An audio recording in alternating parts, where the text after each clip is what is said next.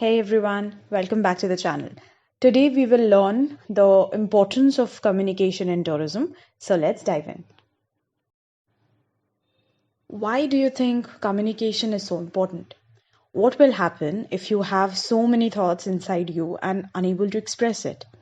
There comes the role of communication. It's not only necessary to deliver our thoughts, but also to get an answer from the person we are communicating to. So, conveying becomes our main focus, and we use a language and express that what we are having in our minds.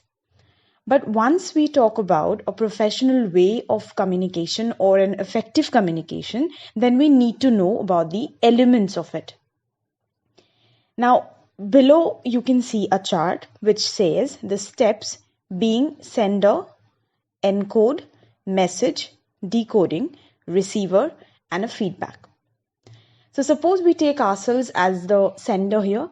So sender is the person who is sending the message. Once I have encoded everything that I want to convey, and I'll frame a message in my mind, then choose a mode of communication. We will learn about the modes of communication in detail in another class, but as of now, it's just for an understanding. It can be like when I'm speaking or I'm writing mails or SMS or any other modes I'm using to communicate my message.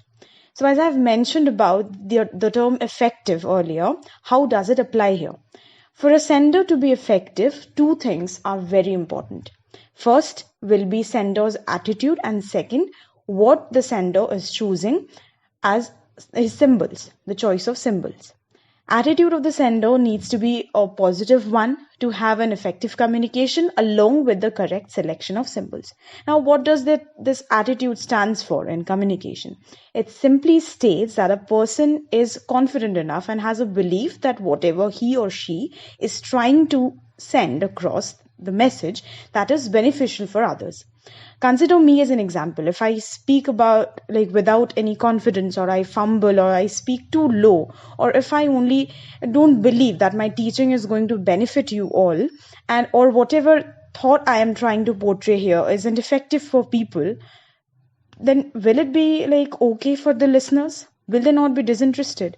Here the tone shows my confidence and my belief in my subject that I'm teaching, and that's called the sender's attitude. Hope this much is clear. Now, next, the choice of symbols. For example, if I start taking the class in my native language, which is Bengali. So now, will it benefit everyone? No, it won't, right? Because everyone doesn't understand Bengali. There will be a limitation to my communication. So, I need to be very careful of my audience before sending out a message and choose the correct symbol. So, in short, it's sender's responsibility to check on these factors before sending a message.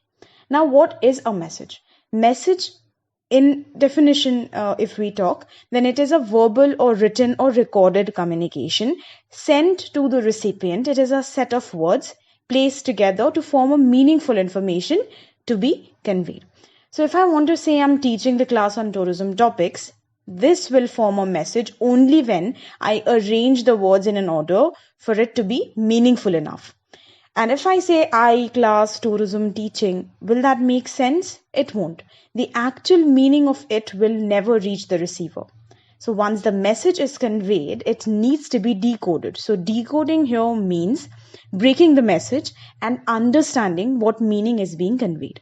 So it's basically analyzing and interpreting the message. Once I decode the message, so once the message has been decoded and it reaches the receiver, what is the next element of communication? In case of communication to be effective and for it to be successful, the receiver needs to interpret the same meaning as sender has intended it to be. So if I say that I'm hungry and the receiver understands that I'm sleepy, is it what I tried conveying? No. Thus, the meaning shouldn't change once the message reaches the receiver. So the comprehension of ideas that sender was sending is the key element for a receiver. Now comes the last part of the communication, so which is feedback. Take it as the comment section in YouTube. So once I have uploaded the video and people watching it are my receivers. So I'm the sender and this class is my message.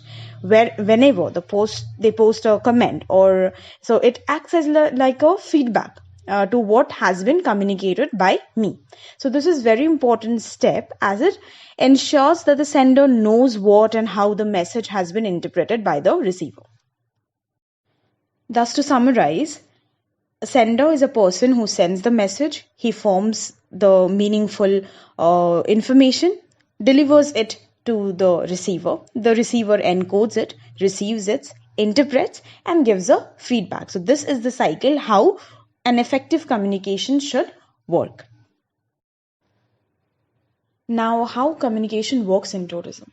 Like in any other industry, communication remains the same here as well. Now, if an agency wants its clients to know about the deals and offers or discount prices on a few packages, it will be maybe printing flyers or distributing pamphlets or even talking in person to the client.